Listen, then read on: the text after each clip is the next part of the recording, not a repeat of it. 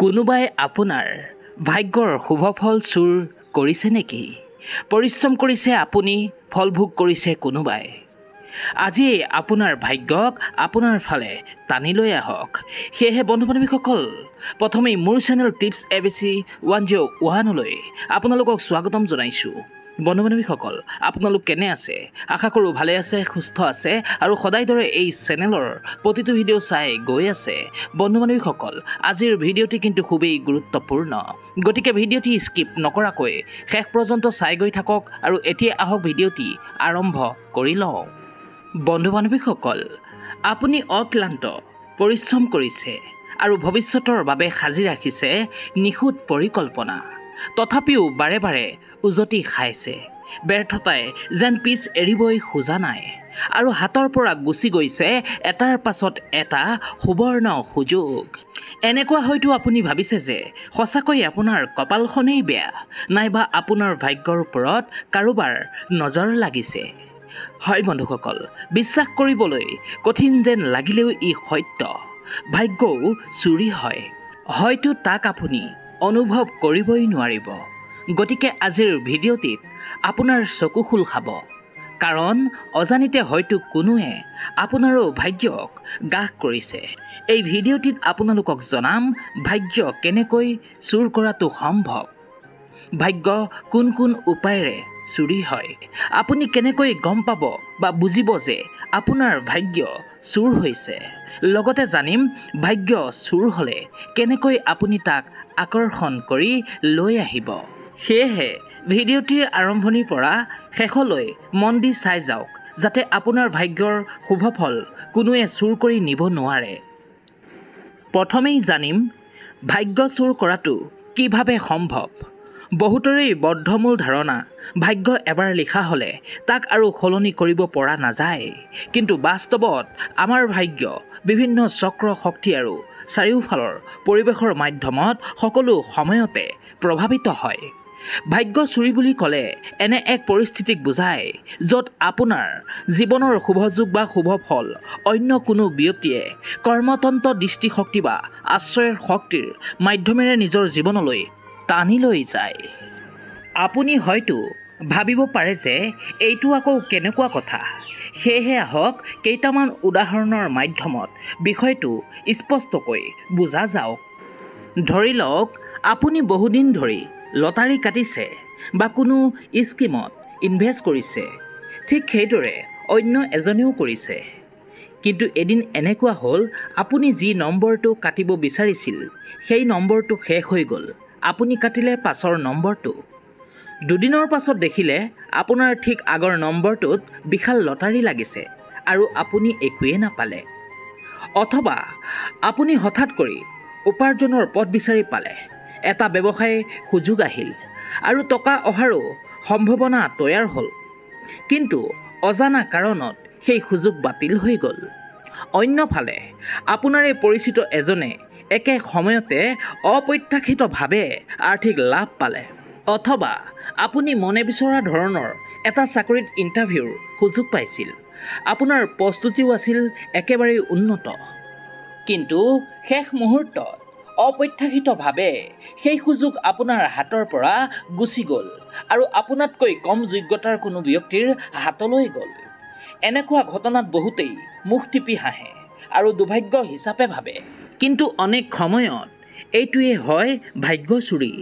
যেতিয়াই আপোনাৰ ভাগ্যৰ শক্তিক অন্য কাৰোৰ দিশে টানি নিয়া হয়, সেইটো লাগিলে ইচ্ছাকৃতভাৱে বা অনিচ্ছাকৃতভাৱেই হওক।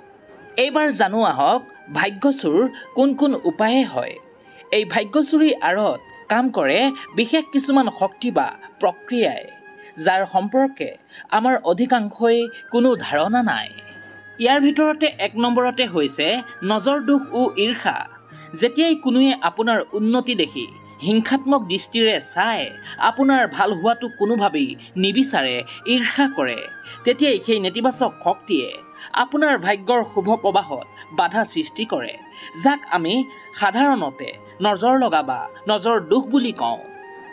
২ নম্বৰতে কোনো উপায় বা তান্ত্ৰিক উপায়েৰে শুভ গ্ৰহক বশীভূত কৰা।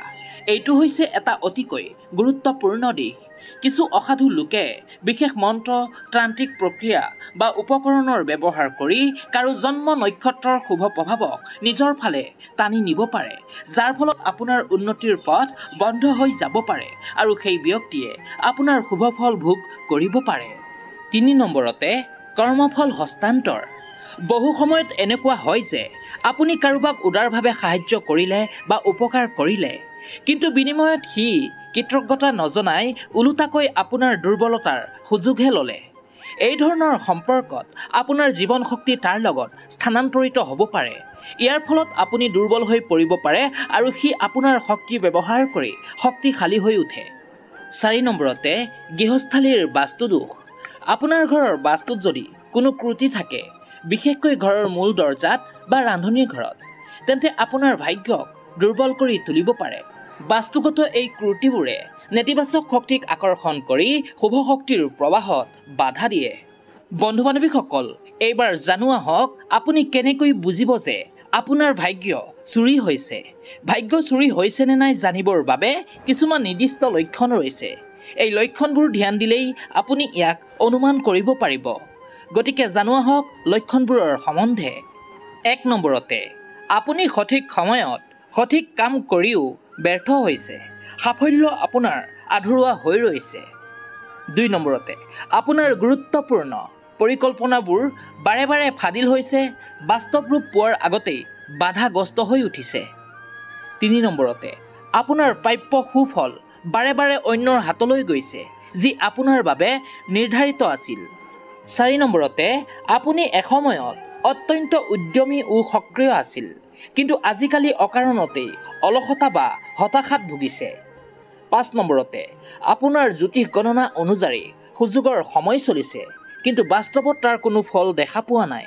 যদিহে এই লক্ষণবোৰৰ ভিতৰত যিকোনো এটা বা একাধিক লক্ষণ আপোনাৰ মাজত দেখা যায়, তেন্তে ই স্পষ্ট ইংগিত দিয়ে যে কোনোৱে আপোনাৰ ভাগ্যক নিজৰ ফালে টানি লৈ গৈছে। কিন্তু চিন্তাৰ কোনো কাৰণ নাই। এই সমস্যাৰ পৰা মুক্ত হোৱাৰ কিছু কাৰ্যকৰী উপায় আছে। এই সহজ ও শক্তিশালী প্ৰতিকাৰসমূহ অৱলম্বন কৰি আপুনি আপোনাৰ ভাগ্যক ৰক্ষা কৰিব পাৰিব। প্ৰথম প্ৰতিকাৰ হ'ল লং আৰু কপোৰৰ সহায়ত ভাগ্য বন্ধন। ইয়াৰ বাবে প্ৰতি বৃহস্পতিবাৰ বা ৰবিবাৰে ৰাতিপুৱা উঠি এখন সৰু পৰিষ্কাৰ ৰঙা কাপোৰত 3টা লং আৰু এটুকুৰা কপোৰ ৰাখি এটা টোপোলা বনাওক। ইয়াৰ পাছত গোটেই দিনটো আপোনাৰ লগত ৰাখক, পকেট বা বেগত, য'ত কাম কৰে সেই ঠাইত। ইয়াৰ পাছত ৰাতি শুবলৈ যোৱাৰ আগত সেই লং আৰু কপোৰ টুকুৰা এডোখৰ নিৰাপদ ঠাই চাই তাতেই জ্বলাই দিব আৰু মনে মনে ক'ব, যি মোৰ সেয়া মোৰেই হৈ থাকক, সকলো অপশক্তি দূৰ হওক। এই প্ৰক্ৰিয়াটিয়ে আপোনাৰ ভাগ্যক সুৰক্ষিত ৰাখিব আৰু নেতিবাচক শক্তিক দূৰ কৰাত সাহায্য কৰিব। দ্বিতীয় প্ৰতিকাৰ হ'ল তুলসীৰ পাতেৰে ভাগ্য ৰক্ষা। প্ৰত্যেক দিনে ৰাতিপুৱা শুই উঠি স্নান কৰি আহি এটা তুলসীৰ পাত মুখত ল'ব আৰু ওম নাৰায়ণাই নমঃ এই মন্ত্ৰটি 11 বাৰ জপ কৰিব। ইয়াৰ পাছত তুলসী পাতটো চুবাই খাব। তুলসী গছ অত্যন্ত পবিত্ৰ আৰু ইয়াৰ ভাগ্য ৰক্ষাৰ শক্তি প্ৰবল। ই হিংসুক শক্তিক আপোনাৰ পৰা দূৰ কৰি ইতিবাচক শক্তিক আকৰ্ষণ কৰাব। তৃতীয় প্ৰতিকাৰ হ'ল আইনাৰ মাধ্যমত শক্তিৰ প্ৰতিফলন। আপোনাৰ ঘৰৰ মূল দৰ্জাৰ ঠিক ওপৰত এখন সৰু আইনা এনেভাৱে লগাওক যাতে ই বাহিৰৰ ফালে মুখ কৰি থাকে। এই আইনাই বাহিৰৰ পৰা অহা নজৰদোষ, কুদৃষ্টি আৰু হিংসাক প্ৰতিফলিত কৰিব, যিয়ে আপোনাৰ পৰিয়ালৰ সদস্যও আপোনাৰ সুৰক্ষাত কাম কৰিব। কিন্তু মনত ৰাখিব, এই ক্ষেত্ৰত ঘূৰণীয়া বা ডিম্বাকৃতিৰ আইনা হ'লে বেছি ভাল হয়। চতুৰ্থ প্ৰতিকাৰ হ'ল লিখিত সংকল্প। এখন বগা কাগজত নিজৰ নাম লিখি তাৰ ঠিক তলত লিখক, আমাৰ কৰ্ম আমাৰ ভাগ্য, কোনোৱে নিব নোৱাৰে। এই বাক্যটি প্ৰত্যেক দিনে ৰাতিপুৱাই এবাৰ মনোযোগ দি পঢ়ক। ই আপোনাৰ অৱচেতন মনক শক্তিশালী কৰিব আৰু আপোনাক মানসিকভাৱে দৃঢ় কৰিব, লগতে আপোনাৰ ভাগ্যক সুৰক্ষিত ৰাখিব। বন্ধু বান্ধৱীসকল, আপুনিয়ে অকল নহয়, আমাৰ সমাজত এনেকুৱা বহু মানুহেই আছে যিয়ে অজ্ঞাতসাৰে এই ভাগ্য চুৰিৰ সমস্যাত ভুগিছে। কিন্তু যি সময়মতে সচেতন হয় আৰু সঠিক প্ৰতিকাৰ গ্ৰহণ কৰে, তেনেলোকে আকৌ তেওঁলোকৰ হেৰাই যোৱা ভাগ্যক পুনৰ ঘূৰাই আনিব পাৰে। গতিকে আজিয়েই আপুনি আপোনাৰ ভাগ্যক ৰক্ষা কৰাৰ বাবে এই উপায়বোৰৰ ভিতৰত যিকোনো এটা উপায় মানি চলক, যাতে আপোনাৰ পৰিশ্ৰমৰ ফল আৰু কষ্টৰ উপাৰ্জন আনৰ হাতলৈ গুচি নাযায়। বন্ধু বান্ধৱীসকল, যদিহে এই ভিডিঅ'টি আপোনালোকৰ সঁচাই ভাল লাগিছে তেন্তে ভিডিঅ'টিত এটা লাইক কৰি লগতে আপোনাৰ বন্ধু বান্ধৱীলৈ ভিডিঅ'টি অৱশ্যেই শ্বেয়াৰ কৰি দিয়ক, যাতে এই ভিডিঅ'টিৰ দ্বাৰা তেওঁলোকো সচেতন হ'ব পাৰে। শেষত সকলোৰে সুস্থ ও মংগল কামনা কৰি আজিলৈ এৰিছোঁ। পুনৰ আকৌ এটা নতুন ভিডিঅ'ৰ সহিত আপোনালোকৰ ওচৰত আহি উপস্থিত হ'ম। আজিলৈ এৰিছোঁ, ধন্যবাদ।